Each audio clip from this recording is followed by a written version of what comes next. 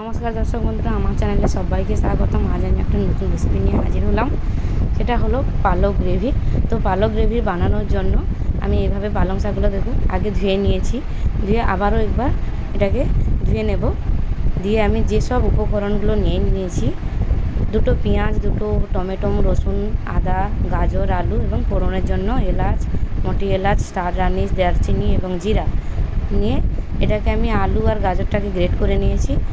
তো এখানে দেখুন পালং শাকটাকে এইভাবে আমি ছোট ছোট করে কেটে নিয়েছি। এটা এইভাবে ছোট ছোট করে কেটে নিতে হবে। দিয়ে এর উপর থেকে আমি লবণ দিয়ে এটাকে মাখিয়ে রাখবো 5 মিনিটের জন্য। ভালো করে এটা মাখিয়ে এই জলটা যেটা আছে আমি সেটাকে বের করে নেব। ভালো করে এইভাবে মেখে নিয়েছি। দিয়ে এটা ঢাকনা দিয়ে আমি এখানটা 5 মিনিটের জন্য রেখে দেবো সাইডে। তারপর আমি চলে এসেছি গ্রেভি বানানোর জন্য। গ্রেভি বানানোর জন্য প্রথমে আমি নিয়ে নিয়েছি কড়াইতে দিয়ে দেব সাদা তেল। আর ওই যে ফোড়নটা রেখেছিলাম ওই ফোড়নটা আমি দিয়ে দেব। দারচিনি, স্টার এনিস যা যা রেখেছিলাম, লবঙ্গ, এইসব দিয়ে দিলাম। দিয়ে একটু ভাজা ভাজা হওয়ার পরে তারপর আমি গ্রেট করে রাখা পেঁয়াজ ওইটা আমি দিয়ে দেব। আপনারা প্লিজ পুরো ভিডিও স্কিপ না করে দেখতে থাকবেন। কেমন লাগলো ভিডিওটা আমাকে অবশ্যই কমেন্ট করে জানাবেন। দেখুন আমি গ্রেট করা পেঁয়াজটা আমি দিয়ে দিয়েছি। দিয়ে এটাকে আমি ভালো করে ঢাকনা দিয়ে ভালো করে লালচে কালার ধরে এটা এইভাবে ভেজে নিয়েছি। আমার এই পেঁয়াজটা ভাজতে 5 থেকে 6 মিনিট টাইম লাগছে। তো আপনারা স্লো আঁচে এটা ভেজে নেবেন। তারপরে দিয়ে দিচ্ছি আদা রসুনের পেস্ট। আদা রসুনের পেস্ট দেওয়ার পরে আমি এখানে দিয়ে দেবো কাশ্মীরি চিলি পাউডার। কালার করার জন্য আমি এটা দিয়ে দিয়েছি। দিয়ে এটাকে ভালো করে এটা কষিয়ে নিতে হবে। অবশ্যই মনে রাখবেন এটা লো টু মিডিয়াম আছে মশলাটা কষাবেন। তারপর আমি দিয়ে দেবো টমেটো বেটে রেখেছিলাম ওইটা দিয়ে এটাকে ভালো করে এবারে টমেটোর জলটাকে মেরে নিতে হবে। ভালো করে কষতে হবে যাতে কালারটা দেখবেন সুন্দর চলে আসবে এবং তেলও ছেড়ে দেবে। এইভাবে এটা আমি ভালো করে কষিয়ে নিচ্ছি। কষিয়ে নেওয়ার পরে আমি এখানে দিয়ে দেবো গ্রেভির জন্য স্বাদ মতো লবণ। গ্রেভির জন্য আমি স্বাদ মতো লবণ দিয়ে দিলাম। লবণটা দিয়ে আবারও আমি এটাকে ভালো করে ঢাকনা দিয়ে কষিয়ে নেব। দেখুন ঢাকনা দিয়ে দিয়েছি। ঢাকনা দিয়ে এটাকে আমি কষাতে থাকবো। আবার দেখুন 2 মিনিট পরে ঢাকনা খুলেছি, তেলও উপরে চলে এসছে। ভালো করে কিন্তু আমার মশলাটা কষা হয়ে গেছে। এরপর আমি দিয়ে দেবো কিছু গুঁড়ো মশলা।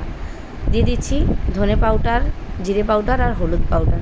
এটা দিয়ে ভালো করে আমি কষাতে থাকবো। আবারও মনে রাখবেন অবশ্যই মশলা ভালো করে কষতে হবে। কষলে কিন্তু তরকারি বা গ্রেভিটার স্বাদ আলাদা হয়।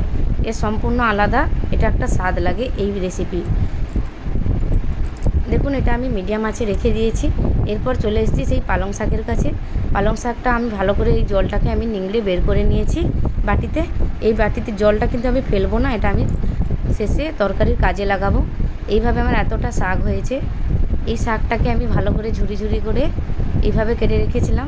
তারপর আমি দেখুন এখানে কিছু মশলা অ্যাড করব। রসুন, ধনে গুঁড়ো, জিরে গুঁড়ো, হলুদ গুঁড়ো, গরম মশলা গুঁড়ো, পেপার পাউডার আর আদা গ্রেট করে রেখেছিলাম। ওইটা দিয়ে ভালো করে এবারে ঢেলে দেবো। এরপর আমি বেসন নিয়েছি। বেসনটা কিন্তু অবশ্যই একটু দিতে হবে। তো বেসন আমি এখানে 3 চামচ মতো রেডি করেছিলাম, এটা দিয়ে দিচ্ছি। 3 চামচ মতো আমি বেসন দিয়ে দিলাম। এর ওপরে আমি ওই মশলাগুলো যে অ্যাড করেছিলাম ওইটা আমি দিয়ে দিলাম, রেখেছিলাম ওইটা দিয়ে দিলাম। দিয়ে এটাকে ভালো করে এটা মিক্স করতে হবে। এরপর দিয়ে দিচ্ছি অ্যাজওয়ানটা একটু দিয়েছি, কারণ অ্যাজওয়ানটা দিলে টেস্টটা আরও সুন্দর হয়। ওর জন্য এর স্বাদটা খুব ভালো লাগে, ওর জন্য আমি দিয়ে দিচ্ছি। দেখুন ভালো করে মিক্স করা হয়ে গেছে। এরপর উপর থেকে একটু দিয়ে দিলাম অল্প 1 চামচ মতো ঘিটা দিলে কিন্তু সেন্টটা আরও সুন্দর লাগে।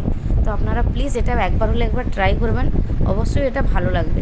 দেখুন আমার এইভাবে এইটা এতটাই হয়েছে এই শাকটা নিয়ে। এরপর আমি হাতে একটু তেল নিয়ে নিলাম। তেলটা নিয়ে 1 হালুয়া মতো আমি এটা নিয়েছি। নিয়ে এটাকে চ্যাপটা করে এইভাবে একটু সমতল করে নিয়েছি। নিয়ে এর উপরে আলু যে গ্রেট করে রেখেছিলাম, আলুটা গ্রেট করে রেখেছিলাম ওইটা, আর দিয়ে দিচ্ছি গাজর। এইটা যে গ্রেট করে রেখেছিলাম ওইটা দিয়ে এবারে উপর থেকে এইভাবে ভাঁজ করে নিতে হবে। দেখুন ভাঁজ করে নিচ্ছি এইভাবে ভাঁজ করে নিচ্ছি। দিয়ে আমি একের পরে এটা আমার 3টা হয়েছে। তো আমি একটা পাতিলাতে জল বসিয়ে দিয়ে এটাকে ঝাড়নি দিয়ে এটাকে একটু ভাপিয়ে নেব। তেল আগে আমি দিয়ে দিলাম। তেলটা দিয়ে দিলাম, কারণ এটা জড়বে না নিচে, তার জন্য আমি তেল দিয়ে দিয়েছি।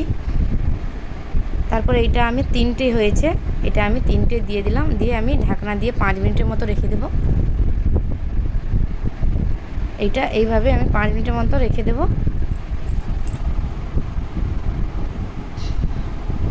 দেখুন 5 মিনিট পরে ফিরে এসেছি, আমার কালারটা কিন্তু চেঞ্জ হয়ে গেছে এবং এইটা আমার হয়ে গেছে। হাত দিয়ে দেখলে একটু শক্ত শক্ত লাগবে, এটা ভাববেন তখন যে হয়ে গেছে। এরপর আবারও ফিরে এসেছি গ্রেভির কাছে। দেখুন আমার গ্রেভিটা কিন্তু সুন্দর কষানো হয়ে গেছে। তো এরপর আমি আবারও একটু টক দই দিয়ে ভালো করে আর একটু ফেটিয়ে নেব। এটাকে কষিয়ে নেওয়ার পরে ওই যে ওইটা রেখেছিলাম ঠান্ডা হওয়ার জন্য রেখে দিয়েছিলাম, দেখুন আমার উঠে গেছে এইভাবে। উঠে যাওয়ার পরে এবারে তাওয়াতে দিয়ে দিলাম, আগে থেকে আমি ঘি দিয়ে রেখেছিলাম। তারপর আমি এটা আর একটু ভেজে নেব, ভেজে নিতে হবে। এটা একটা শাকের একটা গন্ধ থাকে, ওইটা আর থাকবে না। ভাপিয়ে যদি ভেজে নেওয়া যায় তাহলে আর ওটা থাকবে না। এরপর আমি আবারও গ্রেভির কাছে দেখুন কষিয়ে নিয়েছিলাম, এই চলে এসেছি, আবারও আমার তেল বেরিয়ে পড়েছে। এটা ভালো করে গ্রেভিটাকে কষাবেন, তবেই কিন্তু খেতে দুর্দান্ত স্বাদ লাগবে। আমার এই রেসিপিটা যদি ভালো লেগে থাকে তাহলে অবশ্যই লাইক, কমেন্ট, শেয়ার এবং সাবস্ক্রাইব করার অনুরোধ রইল আপনাদের কাছে। অবশ্যই আমার পাশে থাকবেন। দিয়ে আমি এটা জল দিয়ে ঢাকনা দিয়ে রেখে দিলাম সাইডে। তারপর আমার এটা হয়ে গেছে, দেখুন তাওয়া থেকে তুলে এটাকে আমি কেটে নেব। কেটে নেওয়ার পরে আমি এটা গ্রেভিতে দিয়ে দেব। এভাবে ছুরি দিয়ে আমি এক এক করে কেটে নেব।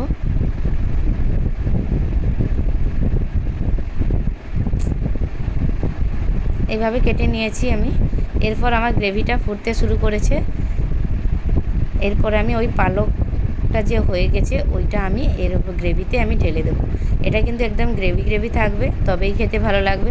আপনারা ভাত, রুটি, পরোটার সঙ্গে এটা অবশ্যই শেয়ার করতে পারেন। একে একে দিয়ে দিয়েছি। দেখুন এরপরে আমার এটা হয়ে গেছে, এরপর আমি এটা আরও একটু ভালো করে ফুটিয়ে নেব। এবং দেখুন সাঁড়াশি দিয়ে, খুন্তি দিয়ে কিন্তু নাড়া যাবে না, যদি ভেঙে যাওয়ার চান্স থাকবে। ওই জন্য আমি আবার ঢাকা দিয়ে এটাকে ভালো করে স্লো আঁচে আমি এটা বানিয়েছি। এরপর আমি ওই জিনিসটা দেব যেটা আমি পালকের যে জুসটা রেখেছিলাম, ওই জুসটা আমি পুরোটা দিইনি, অল্পই দিয়েছি। দিয়ে দেখুন নাড়িয়ে দেবো, আবারও একবার নাড়িয়ে দিচ্ছি। এরপর আমি আর একটু ফুটে গেলে স্ট্যান্ডিং টাইমের জন্য আমি ঢাকনা দিয়ে দেব। দিয়ে অবশ্যই আপনাদের কাছে আমি শেয়ার করছি সার্ভের জন্য। আমার এই ভিডিওটি দেখার জন্য অবশ্যই আপনাদের থ্যাংক ইউ। আবারও স্ট্যান্ডিং টাইমে দেখুন আমি দিয়ে দিয়েছিলাম। স্ট্যান্ডিং টাইমে দেখতে কত সুন্দর লোভনীয় লাগছে। ফিরছি আবারও একটি নতুন রেসিপি নিয়ে। ভালো থাকুন, সুস্থ